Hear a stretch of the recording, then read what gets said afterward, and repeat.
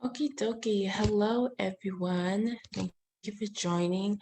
As the screen's prompted, we're going to be starting right now at 6:30, and I'm sure there'll be some more people trickling in.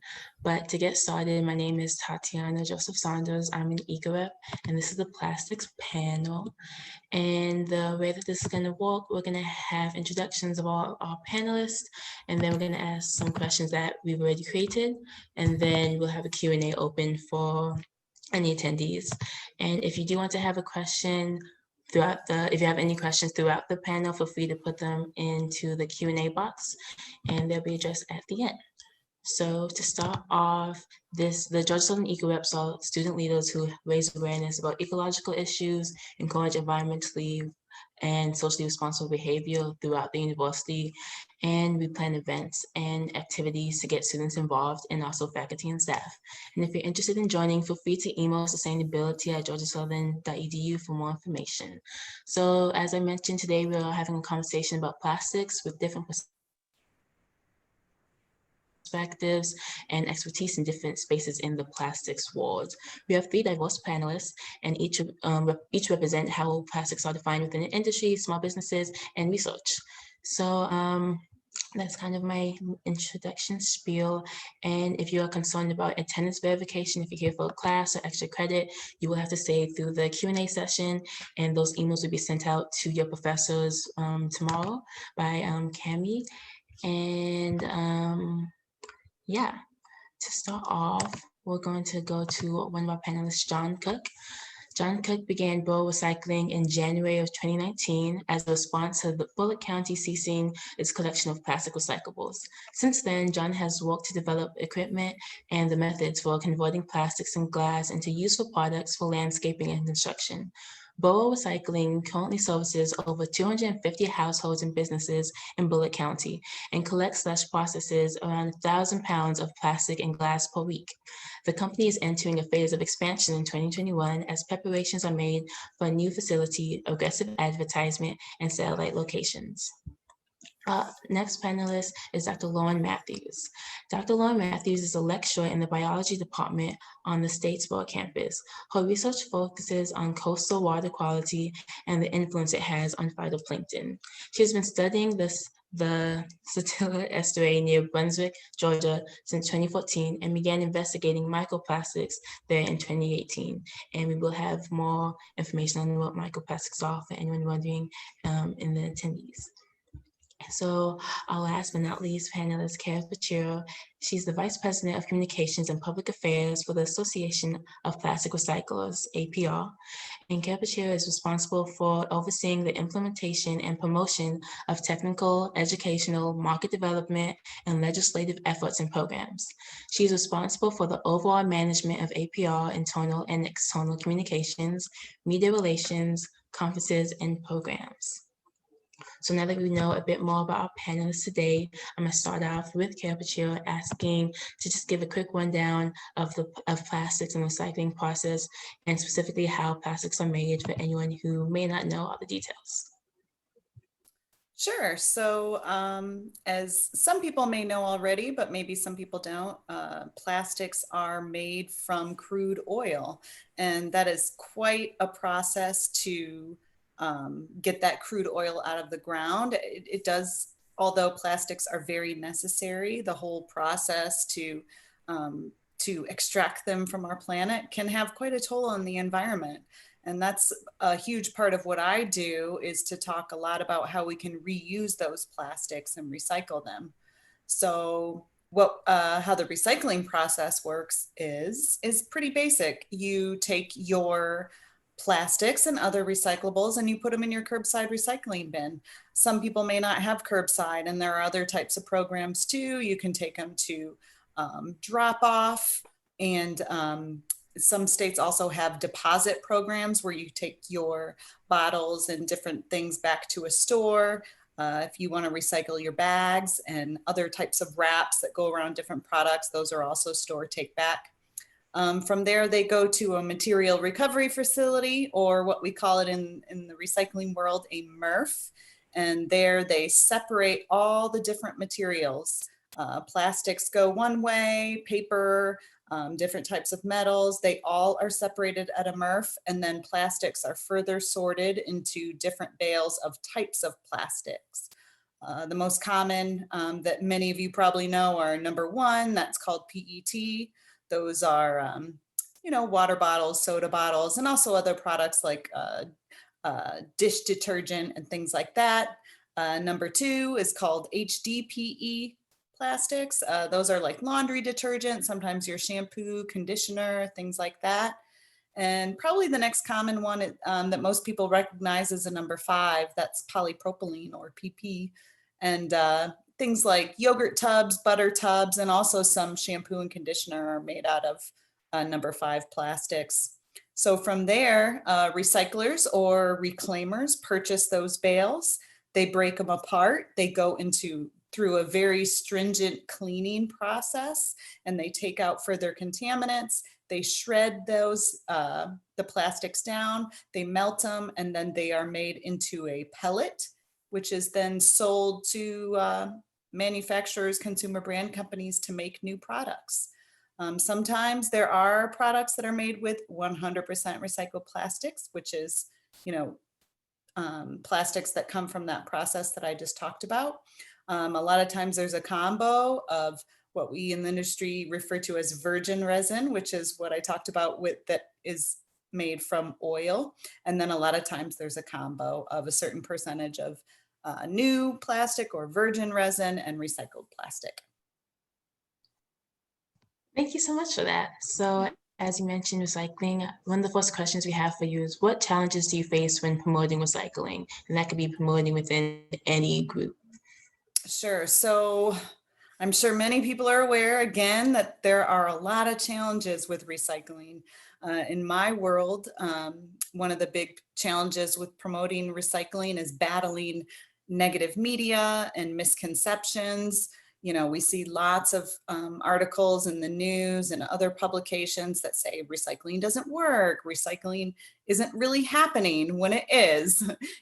That's what I do day in and day out, and the members of our organization are recycling plastics every day. So first of all, that's a challenge, just letting people know, yes, recycling does work. Yes, recycling is happening every day. When you put your plastics and other materials in your recycling bin, they are being recycled. Another challenge is simply education. Recycling is hard to understand. What do you put in the bin? What doesn't go in the bin? And every community does it differently. And that leads to yet another challenge is all the programs are not standardized across the nation. Some programs take some plastics, some take different plastics, some take plastics and paper, some still take glass, some don't, take glass, and you have to take that to a different type of drop-off program. So there are lots of challenges with promoting recycling. A lot of what I do is, again, combating negative media and misconceptions, trying to help people understand that recycling really does work, and also helping people understand that, yes, your products are getting recycled and they are getting made into new products. Thank you for that. So now we're going to go to Dr. Lauren Matthews. And my question for her is, what are microplastics and why should people know about them? Thank you, and thanks for the introduction and allowing me to be with you all on the panel today. So microplastics is actually kind of a new thing for me as well. I just kind of stumbled upon this area of research just in the last few years while doing some coastal water sampling here on the Georgia coast. And what we've kind of discovered is about microplastics, just kind of starting off generally, is when you hear the word microplastics, that micro part of the word obviously tells you that we're dealing with plastic pieces that are very small in size. So think about a microscope, something, a tool in research needed to see something that you really cannot see with your own naked eye. So microplastics typically by definition are pieces of plastic that are smaller than 5 millimeters. And just for a reference, a millimeter, if you think about your fingernail, one fingernail is about 1 millimeter thick. So a microplastic is something smaller than 5 millimeters. And they come in a couple different forms. So obviously, broken pieces of larger plastic, you can kind of think of like a shard or like a little broken fragment of plastic that's really small in size. We also see plastic fibers. So a lot of synthetic clothing is using kind of plastic materials to do that. And so we actually get fibers, think of like plastic threads. And then we also sometimes see micro beads, which are these little round spherical plastic particles. And these have been in the past used as kind of like an abrasive in face wash and that sort of thing. Thank you. So the next question is for John Cook. And it's going to be, how do you incorporate sustainability into your business model? And can you tell us about the process of how you recycle the materials you receive via Borough Recycling? Sure, Tatiana. Sustainability, when it comes right down to it, really sustainability is all about the future. We're looking toward the future to see how what we are doing now with the products that we consume is going to affect the future generations. So when we talk about sustainability, what we're trying to talk about is how can we take what we're doing now and make it a small enough impact so that it doesn't continue impacting future generations. And the materials that we use right now, we're making sure that we're using all of our resources wisely so that we're not simply wasting something simply because we no longer have a need for it. At Borough Recycling, we are trying to develop products that have a very long use life, and we have developed a process where we can take all plastics and use them to create a material that can be used in basically construction or the landscaping industries, different places like that. We want to take a product and use the mechanical and the physical properties of plastic, which are amazing, and turn them into a useful product that can be used back in our society to build what we live in, to help build infrastructure that we use in a way that is going to last for decades, if not generations. One of the problems that we see in the plastics recycling industry is that oftentimes when we do recycle a bottle, or if we do recycle different materials, oftentimes they still wind up in a landfill or some other misused fashion in just a very short amount of time. So what we're trying to do is figure out how to take that plastic that we have and use it for something that is actually beneficial to society, and that's going to last a very long time.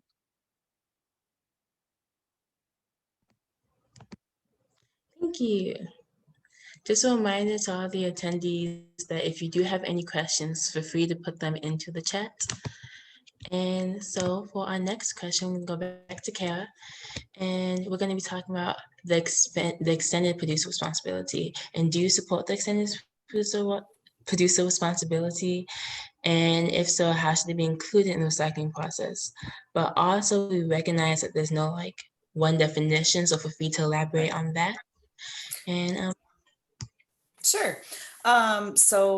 We've heard a lot about extended producer responsibility over the years in the recycling world, and or we call it EPR.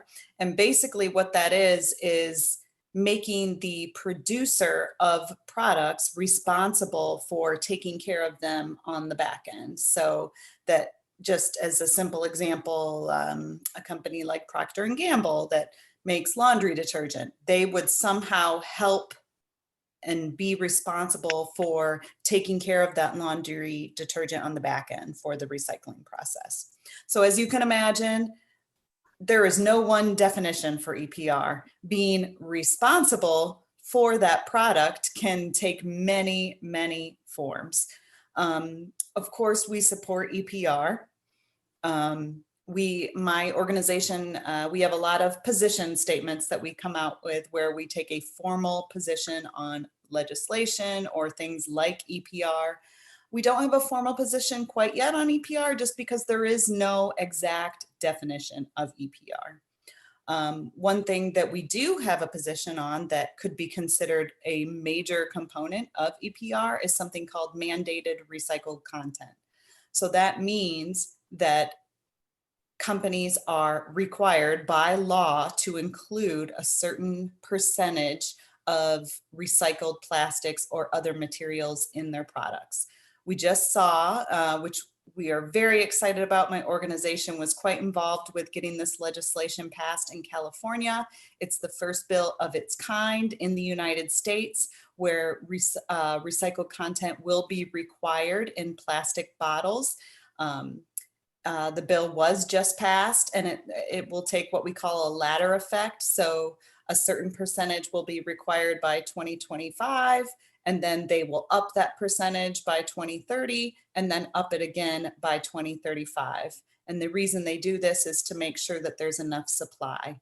If this is something that's required by law, everything else will fall into place. California is a bellwether state, so we often see other states kind of fall into line. So already New Jersey is working on a recycled content bill. They had already kind of sent it in to get approved by the governor, but they took it back for review after the California bill was passed so that they could mirror that bill. So that's one form of EPR, which of course we support. And we think that mandated recycled content is a huge step in the recycling industry, and we support all of this on a state level. And it's also included in some bills that have been introduced on a federal level as well. Thank you. And so, yes, more legislation you agree will help improve the recycling process for like all facets. Could you say that again? You cut out on me just for a second. Oh, sorry. I was just like agreeing with you and just confirming that more legislation would help the recycling process, not just on the industry side, but individuals, business side too. Absolutely. Recycling has largely been kind of a state and local issue over the years, but we've been really excited at my organization to be working on 3 different bills that have been introduced on a federal level, which would really do a lot to improve recycling. Thank you for that. Thank you. So for the next question, we can go to Lauren. And we were just curious about how do you determine the toxicity of microplastics after we just had like definition and kind of explanation of those. Can we talk about the toxicity of them? Yeah, so I think a good place to start is really to first, talk about what do we mean by something that's toxic, right? So obviously the word toxic kind of already has a negative connotation. So we're suggesting that microplastics have a negative effect on organisms or on the ecosystems in which they're found. And what's interesting about that is it really depends on the system, and it really depends on a species. So every single organism that is exposed to microplastics could be affected in a different way. So for example, we have found microplastics in tissues in birds and in oysters and some fish, but we've also seen them in really small organisms such as plankton. So really, when it comes to toxicity or when it comes to impact, you really kind of have to first think about what organism or what species of interest you have in mind.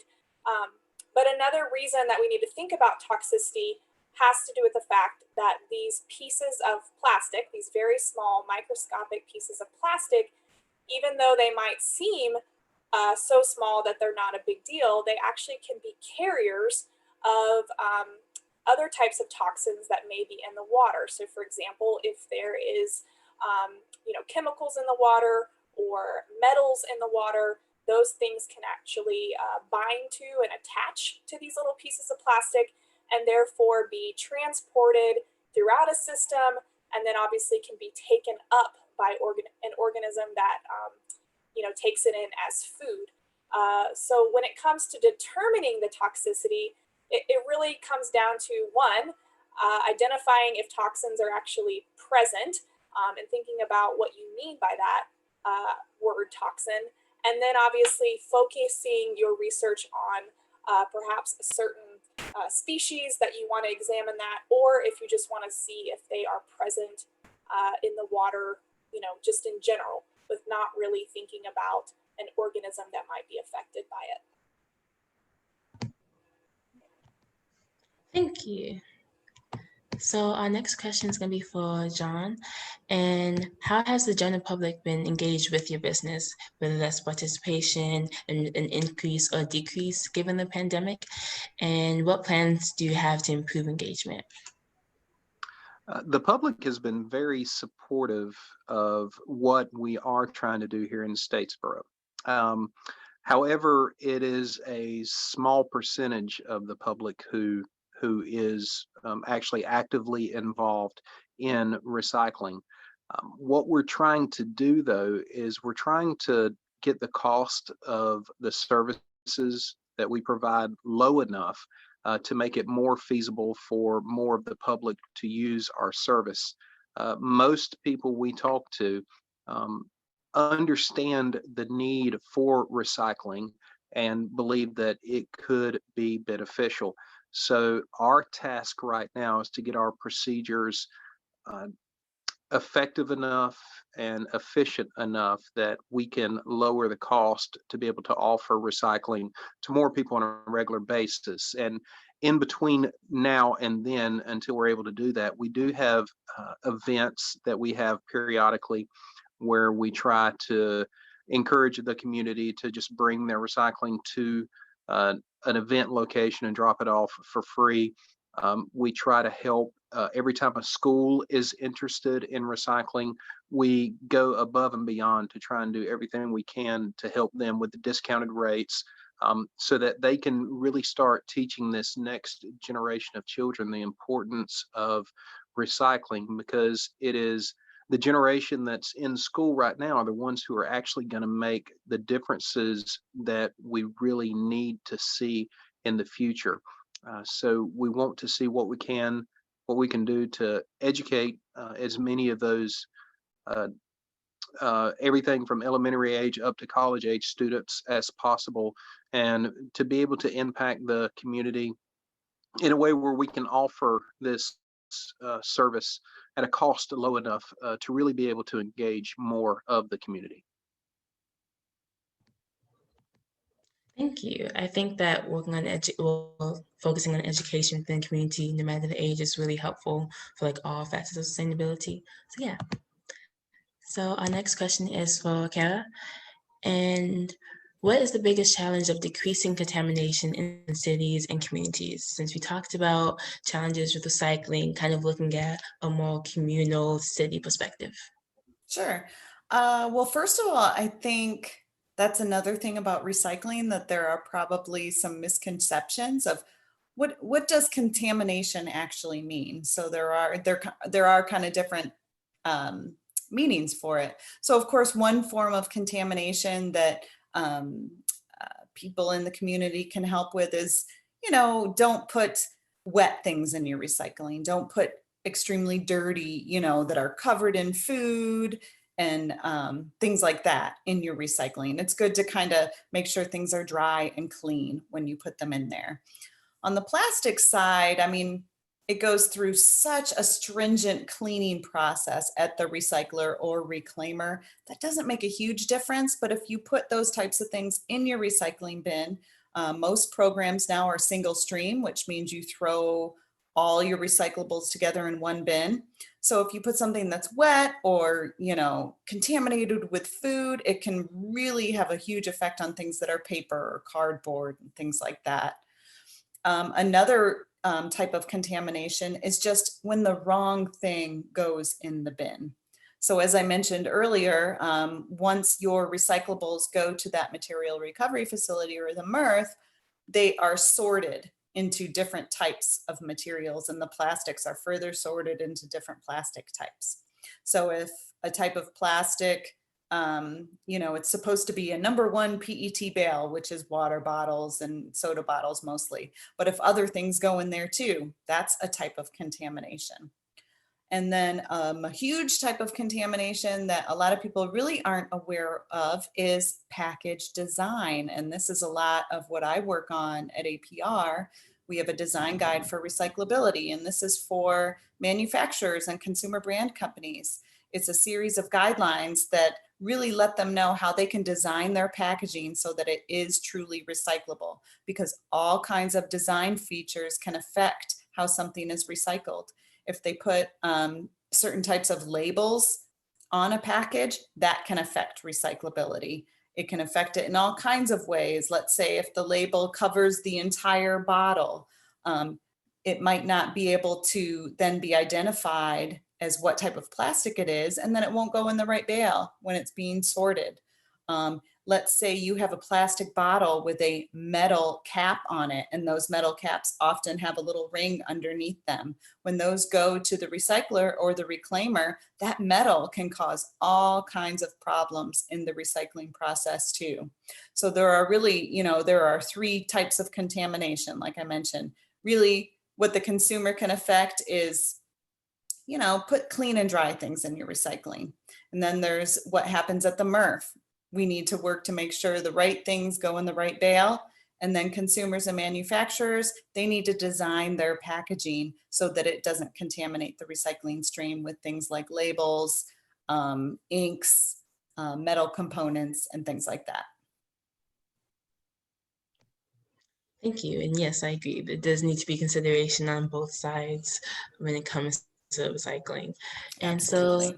so, yes, the next question I have is for Lauren. And given the current state of the world with the increase in plastics, whether those are masks, gloves, or anything else, plastic use and single-use plastic given COVID-19, what steps are being taken to prevent these items from becoming future microplastic pollution in the ocean? Okay, thank you. So I guess there is a lot of concern. We have probably all experienced going to the grocery store, going to Walmart, or going to a restaurant, and you park your car and you get out and you look at the ground, and there is plastic debris specifically related to the COVID-19 pandemic. So maybe someone who parked in that spot before you took off their gloves when they came out of the grocery store, and instead of taking them and throwing them away at their home or in the trash can in the parking lot, they just dropped it on the ground. We also see the same thing, like you mentioned, with masks. And so there is a kind of a growing concern of people not taking responsibility for their plastic waste related to the pandemic. And unfortunately, I think this is going to be a continued issue, of course, in the weeks and months to come, as we kind of see what happens with the virus and whether or not kind of our state of existence changes and stabilizes. But in terms of things that are being done, I really haven't heard of much of a kind of local or state or federal effort. I mean, obviously, our biggest challenge, which has already been mentioned by the other 2 panelists, is just awareness and education. So drawing attention to the fact that we each are personally responsible for our trash and things that should be properly disposed of. It ultimately just comes down to letting people know what the downstream effect of that is. So from the standpoint of microplastics, again, a glove is not a microplastic, but if that glove doesn't get properly disposed of, and we get a rainstorm and that glove ends up in the sewer system, and that sewer system dumps into a creek, and that creek runs into a river, and then that river ultimately reaches our oceans, then over time, and with exposure to physical forces and chemical forces, and even energy sources like light, that plastic can be broken down. And ultimately, over a period of time, we could obviously be producing or inputting additional microplastics into our natural ecosystems. So I don't think we're quite there yet. I don't think we've actually seen, to my knowledge, microplastics produced directly related to COVID, because the process does take time to break those larger plastics down. But I definitely think this is something that we need to, again, be aware of, take some personal responsibility for, and obviously kind of watch and see what comes out in research and things that we're noticing is going on in our ecosystems. Thank you. So this next question is for John. And in what ways do World Recycling try to encourage the community to recycle more, since most plastics end up in a landfill, even plastics that have been recycled? I know that you did mention that there are events where people can just drop off the recycling without any fee, and you can elaborate on that more if there's other ways. We would love to hear it. Well, that's what we're trying to investigate right now, because we have been, and technically we still are in the research and development phase of our process and our business model even. We can't aggressively go after community involvement with recycling. So what we're trying to do right now is just slowly do one thing at a time as we're trying to build up that community involvement, while at the same time being responsible and being able to handle the extra material that we get in. During the COVID crisis of this year, we really weren't sure what we were going to see in response to people being shelter in place, people having issues with jobs, finances, such as that. But we were surprised to actually see our numbers, our involvement grow during that. It seems as though when people are stuck at home 24/7, they tend to use a bit more plastic at home. We only saw just a few people have to drop off because of financial situations. They weren't able to maintain the service. But even then, we gave several of our customers a grace period where they could use our service free of charge for several months. But we are working with some local businesses to try and just get the word out right now, basically, that recycling is an option in our community. There's still a lot of people who are unaware that we even exist and what we're capable of doing. So it all comes down to really education, just getting that information out there to everyone. Thank you. And those are actually all of our questions that were pre-chose. And now we're going to be getting started on the questions that people have put in the chat. And John, the first one is for you. So this came from one of the attendees, and it says, what does World Recycling do with the materials collected? So I think it was when you were mentioning about the goals of World Recycling and getting the community involved. I think that's when this question first popped up.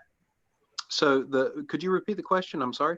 Yeah, so the question was just, what does World Recycling do with the materials collected that they've gotten from people? Well, we collect, as a part of our service, we accept all plastics, all glass items, all metal items. We don't accept paper and cardboard. We don't accept paper and cardboard because it's too bulky, and we just don't have the capabilities of processing it. We actually don't have a vendor to get that paper and cardboard to at the moment. The metal, we take all the metal food cans and drink cans and all, and we get them to a local metals recycling company, a vendor, who then sends it off to be recycled. We keep all of the plastic and all of the glass that we collect to use in the process of making the product that we use. So we process all of the plastic, all of the glass in-house, and it's all used in making our products. Thank you. I'm sure that person appreciated that. And we have someone in the chat that was asking, that kind of missed the introductions before for all the panelists, and I'll be happy to go over that one more time. So we have 3 panelists here today, as you vacancy, and one of them is Kara Pachiro. She's the Vice President of Communications and Public Affairs for the Association of Plastic Recyclers, APR, and no, that was also a question in the chat. And Kara Pachiro is responsible for overseeing the implementation and promotion of technical, educational, market development, and legislative efforts and programs. She is responsible for the overall management of APR internal and external communications, media relations, conferences, and programs. Our next panelist we have is Dr. Lauren Matthews. They're a lecturer in the biology department here on the Statesboro campus of Georgia Southern, and her research focuses on coastal water quality and the influence it has on phytoplankton. She has been studying at the Satia Estuary near Brunswick, Georgia since 2014 and began investigating microplastics there in 2018. And we've just heard from John Cook, our third panelist, who began bowl recycling in January of 2019 as a response to the Bullock County ceasing its collection of plastic recyclables. Since then, John has worked to develop the equipment and methods for converting plastics and glass into useful products for landscaping and construction. Bowl Recycling currently services over 250 households and businesses in Bullock County and collects/processes 1,000 pounds of plastic and glass per week. The company is entering a phase of expansion in 2021 as preparations are made for a new facility, aggressive advertisement, and satellite locations. So obviously we have a few more questions that have popped up, and this one is for Kara and John, well, the next two are for Kara and John, so feel free to answer whichever one. What does the ideal standardization of recycling look like to you? So You want me to go first, John? Go ahead, Kara. Okay, sure. Well, of course, we'd like to see a standardization among the programs across the country of what they collect and education and everything, so that, you know, no matter where you go, you can recycle the same things. But that's a huge ask, because there are such huge differences across the country in material recovery facilities, the MRFs, like I mentioned. An investment in recycling infrastructure is so necessary right now, and that's something that our organization has really been working on a national level to try to pass some federal policy that would supply some funds for that infrastructure. So of course that would be great. That's a huge ask, but something that we work on every day, and we work with a lot of other organizations on that too, including one called the Recycling Partnership, which is a great organization that I encourage everybody to check out their website. And then on another level, something that I work on all the time at APR is design for recyclability. I mentioned that in contamination, how design can have such a huge effect on recycling. Products need to be designed so that they can successfully make it through the current recycling infrastructure. We provide training programs to consumer brand companies and manufacturers to let them know, like, this is what you need to do to design your products so they'll be recyclable. So of course we would love to see that type of standardization as well, so that all products are are designed so that they can be recycled. I agree with Kara completely. One of the biggest issues we encounter are those products that aren't designed well. Something as simple as one we see often are the containers that tennis balls come in. It's a clear plastic container, but it has a metal ring around the lid, and certain microwavable food containers also are made out of plastic, and they have a metal ring around the lid. And you actually have to, it takes a lot of work to separate those items out. That standardization of packaging would be amazing, but it's also going to take a bit of a cultural pushback, because we're living in a culture that is so used to simply throwing away what it uses, and so used to have everything packaged individually. We've got to figure out a way of getting a cultural pushback from that, where everything is not just simply single-use plastics, where we're becoming we're creating packaging, we're creating things that can be reused. And again, the things that we do make out of plastics so that they're recyclable much easier. Thank Thank you. And then the next question we have for you too is, can you guys talk about the supply and demand of the recycling market? And I think John may have mentioned this when he was talking about just, well, you can imply from the engagement from the community and when Carol was talking about the legislation, but feel free to do anything you want with that question. I'll add, there's something that we're seeing in the country that has really taken off over the last 2 years. It's the collapse of recycling for smaller communities, and the kind of constriction of what larger communities, larger programs are able to recycle.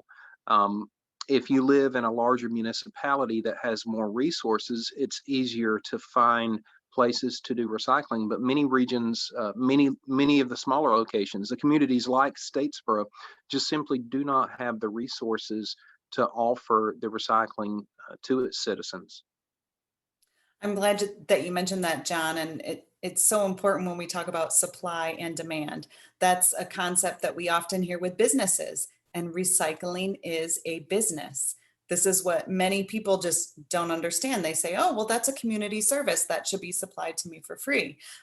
But that's not always the case. It's a business. There needs to be supply. There needs to be demand for that supply. I do a lot of work at APR to really boost the demand for recycled plastics. If consumer brand companies and manufacturers will commit to purchase recycled plastics to put into their products, everything will fall into place. If the recyclers can feel confident that they have a market for that product that they are creating, they can invest in their process. They can invest in their business. Right now, recycling is largely a spot market, meaning it is very uncommon for long-term contracts in recycling. Every month, the recyclers are saying, well, okay, who am I going to sell my my pellets to this month? They maybe will commit to 3 months, and then they try to compare it to the cost of how much it will cost to buy new plastic rather than recycled plastic.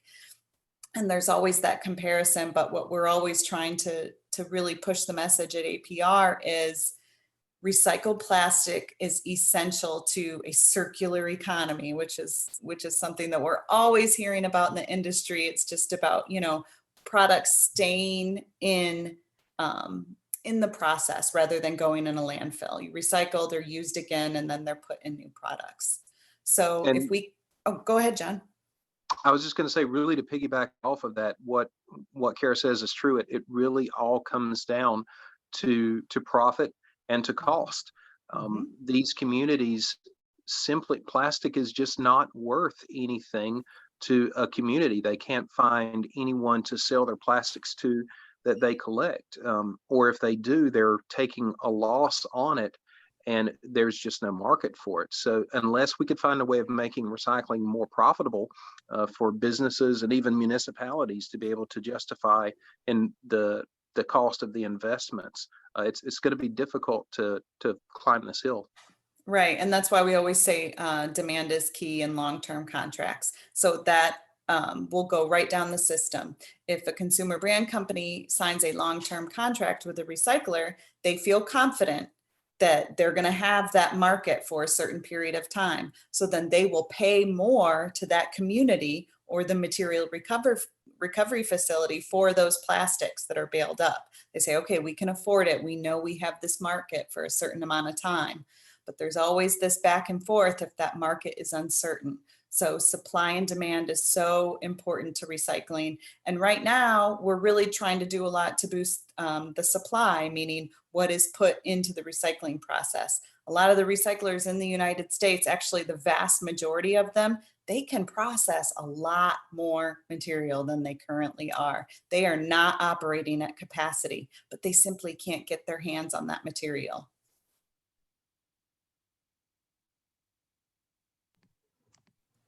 Thank you both. Really great. Two questions are for Lauren. And the first one is, how do you personally reduce your impact via microplastics? So I think they're implying how would they reduce their impact? How does the everyday person? Yeah, so I don't think most people wake up in the morning and say, how can I help with microplastics? I think the bigger kind of goal here, which has already been mentioned repeatedly by our other panelists, is just plastics in general. So the reason we have microplastics typically is because they're broken down fragments of larger plastics. So, you know, again, taking personal responsibility for example, recycling, which we've obviously gotten that very good take-home point today. If we can lower the amount of plastics that are not handled properly, so things that are either, you know, ending up in our environments, ending up in our, you know, waterways, those ultimately can be broken down and make microplastics. So yeah, you kind of have to think bigger. Think about, again, not buying water bottles, using a recyclable, refillable water bottle, because ultimately that water bottle could become microplastics one day. So I would say most often, most people starting with something as simple as recycling is a really good effort. What I've seen in my research is we're actually seeing a lot of fibers. So these are pieces of plastics that, again, as I mentioned at the beginning, are coming from synthetic clothing. So much of our clothing that we wear, and I would encourage all of us, myself included, to check your clothing tags. I mean, unless you're wearing 100%, you know, natural cotton or, you know, bamboo fibers, most everything of what we wear on our bodies has some synthetic fibers, which obviously contain plastics. So what's interesting and what is, I guess, a little bit discouraging is every time you wash your clothes, that physical, you know, rubbing of the water and the clothes up against each other, you're actually releasing those fibers from your clothing. And obviously when the washing machine drains, those plastic fibers are going down the drain with the water. That water either goes into your septic tank or goes to a public wastewater treatment facility. And it's pretty hard to filter out really, really small pieces of plastic at a wastewater treatment facility. There are some facilities that do it, but as you can imagine, it's expensive and it's another kind of layer of water treatment that not all facilities focus on. So I think it's kind of, in the grand scheme of things, how far do you want to go? Little things, little steps matter, but obviously you can take it as far as wearing all natural clothing, not using any single-use plastics, and it kind of really is up to us to take the level of personal responsibility that we want to. Thank you. And the next question, if you kind of touched on it when you were talking about your research and how that led to you finding fibers. And this question is, what's your research in microplastics and what have you found? So I guess just a general overview or anything. Yeah. Yeah, so really my research focus is more in just general coastal water quality. So, you know, my background and training is looking at, you know, physical and chemical and biological interactions in our coastline. So estuaries are, you know, natural ecosystems along the coast where freshwater meets saltwater. And so that's the system that I spend most of my time in, I guess you could say. And I'm really, for a long time, have been interested in things like plankton. So plankton are very small organisms. They're at the base of the food web. And most people don't think anything about them, maybe don't even know that they're there. And so what's been interesting is when we've been collecting samples and looking under the microscope at some of these microscopic organisms, that is actually when we saw plastics in the water. So again, they're very small pieces. They often look under a microscope just like a cell or just like a piece of an organism. But obviously they do have some different properties. They're plastic and not organic matter, not cells. So I guess ultimately our research has been, one, just documenting that microplastics are there. And now this has kind of become a bigger initiative, not only in Georgia along the coastline, but in a lot of states and around the world. It's just actually getting out there and looking to see if plastics are there. And then obviously as part of that, trying to think about the impact, starting to study if it's going to negatively affect an organism or if they're there and we just need to figure out if they're a problem or not. So. Thank you. Thank you. Sure, really appreciate that rundown. So this next question is for John, and it is, what has been the most common material dropped off, and are there any items that stand out as things that don't have to be made of plastic and just seem wasteful to buy? You cut out there at the very end of the question.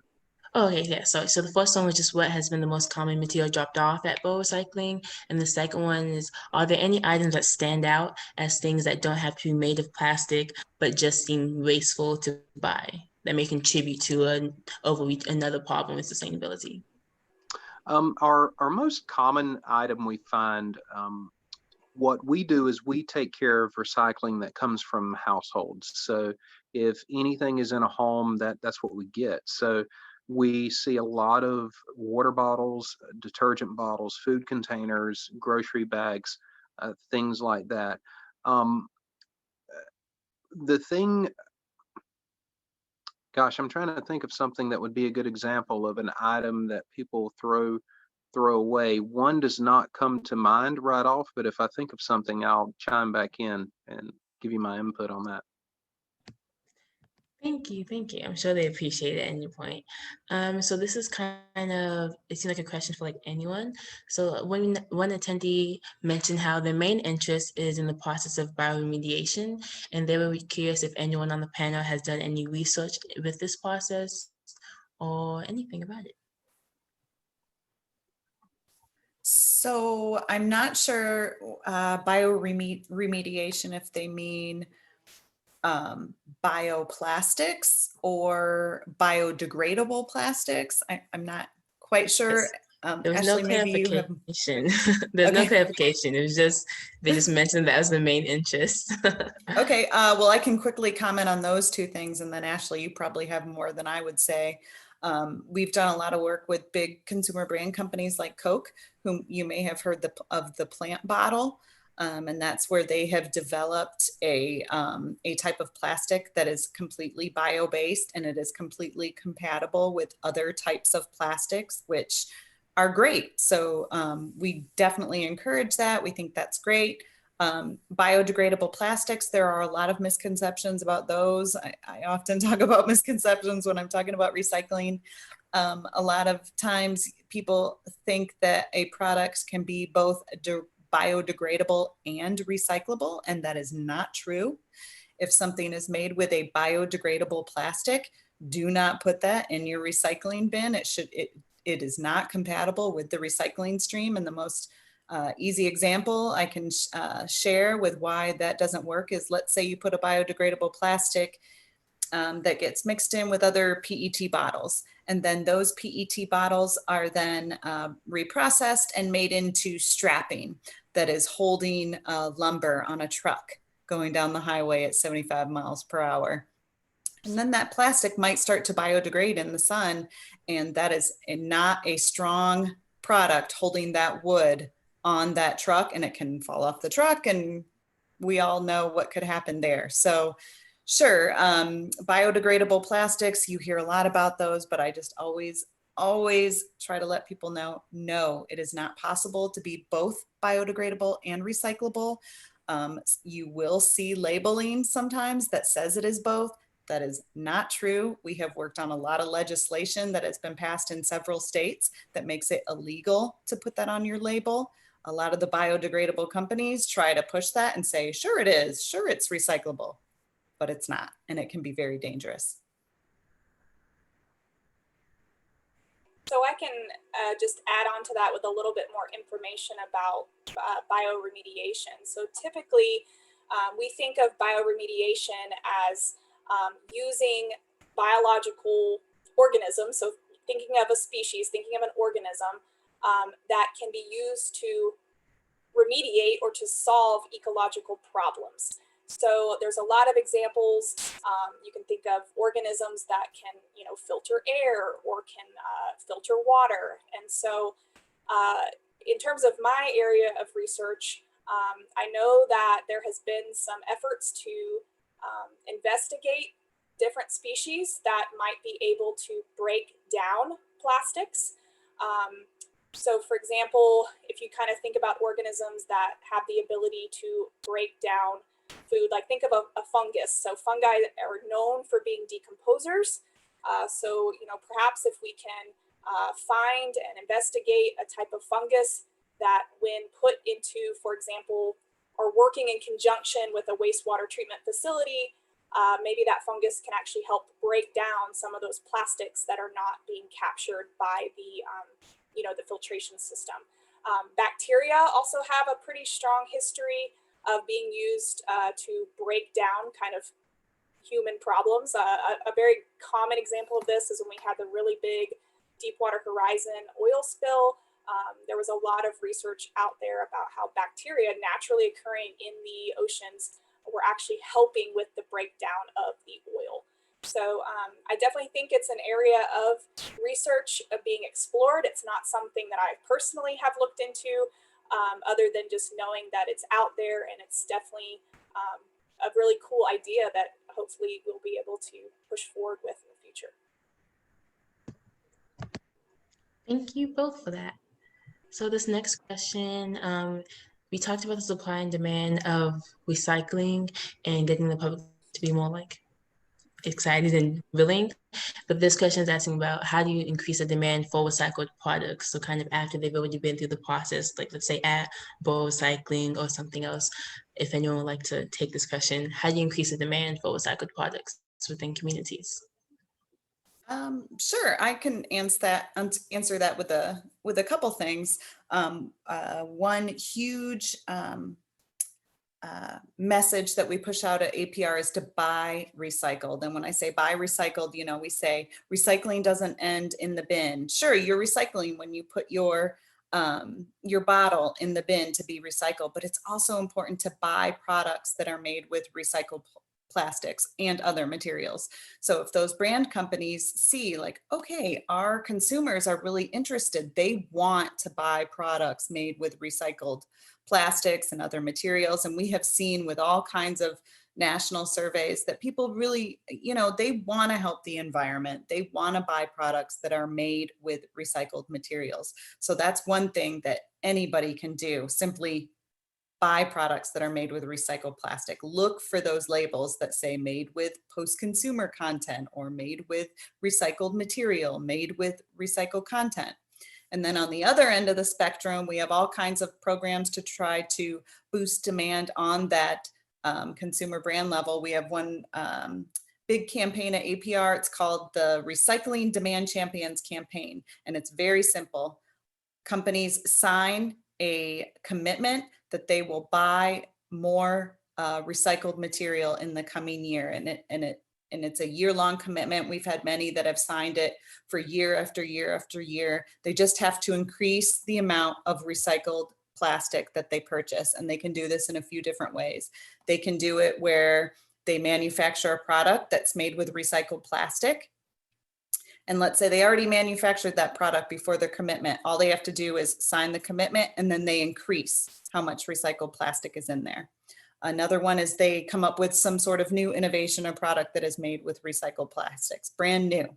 So that's, again, more material, more demand for material. And then an even simpler way, they can sign the commitment and buy products for their actual facilities that are made with recycled plastics, like bags, all kinds of things that are made with recycled plastics, pallets, bins, all kinds of things that can go in a manufacturing facility or even an office or anything like that. There's a huge amount of material that is purchased for manufacturing and offices every year. And if they simply commit to buy those that are made with recycled material, it boosts demand. Thank you. I think we have time for these two questions, so just keep in mind when to answer them. So this next one is for John. And do you see an opportunity to scale up what you are doing do you see an opportunity to scale what you're doing at Bowl Recycling to make it more widespread beyond the local Statesboro community? Yes, that's actually the goal of what we are trying to do. We're trying to create, and well, what we have done is created a business model that works on a relatively small scale. You mentioned in the bio when you were introducing me and the company that we're collecting a little over 1,000 pounds per week. That's a tiny amount of plastic. Some of these larger municipalities are collecting tens of tons of plastics and all per week. So that's not really our focus. Our focus is going to be on these smaller communities and even certain organizations that want to recycle. We've created a process that's simple enough and efficient enough that anyone can do it basically anywhere.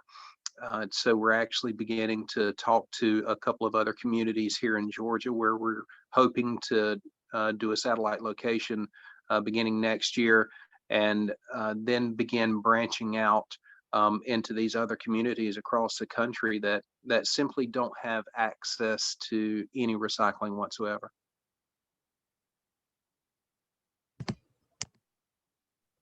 Oof, thank you. Make sure my camera's on. Thank you.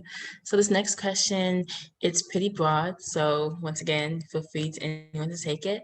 What is the future of plastic? And are there any viable materials that are biodegradable or environmentally friendly that are close to being ready for mass utilization?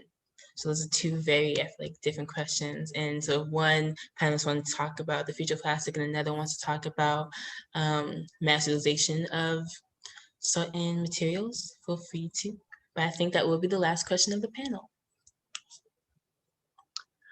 Well, I will say that if you look at all of the studies, all of the reports, that plastic is not going away anytime soon. The production of new plastics, it's actually increasing at a very rapid rate.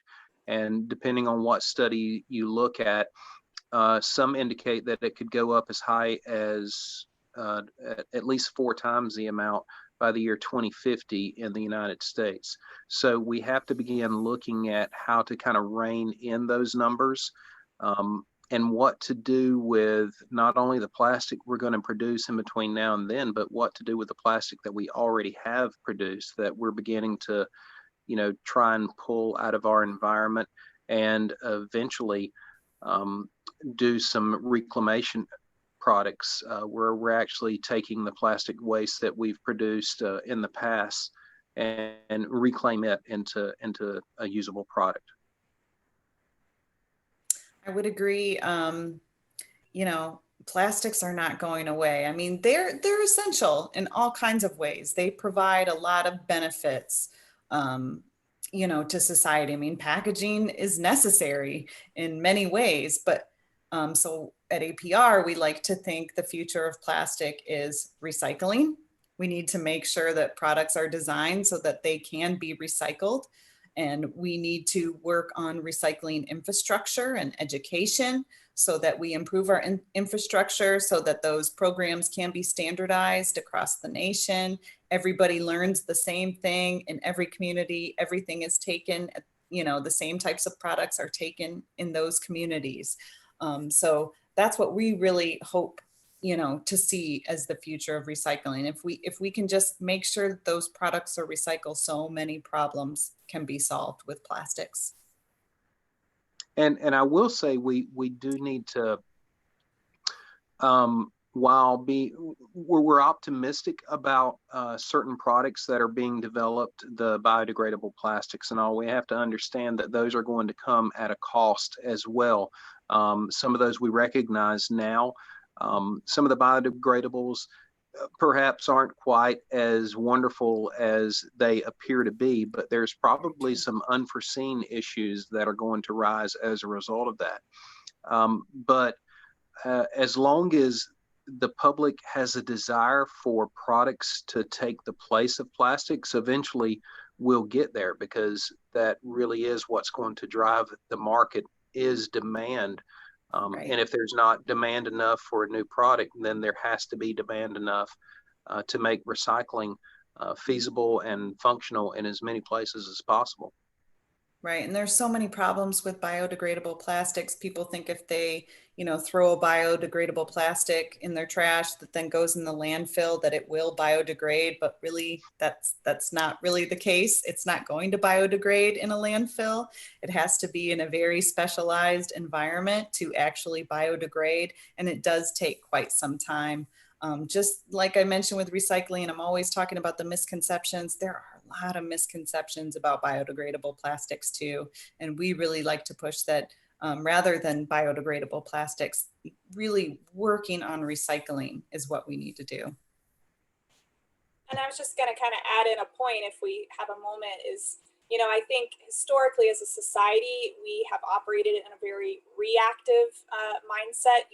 We've created a problem. Now let's solve that problem. And obviously, the recycling was kind of the birth of that. I mean, recycling came out of that mindset, is let's solve that problem. But, CARE in particular has mentioned a lot of ideas for being proactive. Like, what can we do differently on the front end so we don't have as many things perhaps to recycle? So if we, or don't have as much plastic to have to deal with. I mean, obviously in my position, I'm seeing the trickle down effect of all of that. So, the efforts that are being made now to produce better products, to recycle more, it's going to take a time and in many cases a lot of time to see the impacts of that in our actual environments. Because as I mentioned, from a microplastic standpoint, it's not an immediate breakdown. It does take months, years.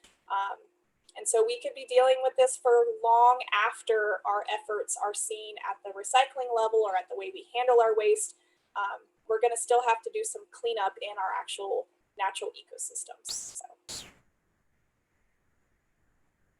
Thank you. I think that was a great question to end the panel on. It's very optimistic and still realistic and just calling for action. And so I'd like to say thank you for all of our panelists. Thank you for taking the time and speaking to us and educating us and sharing your own perspectives and experiences. And for any attendees, just a reminder that the attendance verification will go out tomorrow. And last things, remember to reduce your consumption as much as possible, because that's where change really starts. And it's the easiest out of everything. You won't have to backtrack if you just start from the source. Mm-hmm. And yeah, I'm Tatiana. It's been great having you all. And I hope everyone has a great night. Thank you. Thank you. Thanks.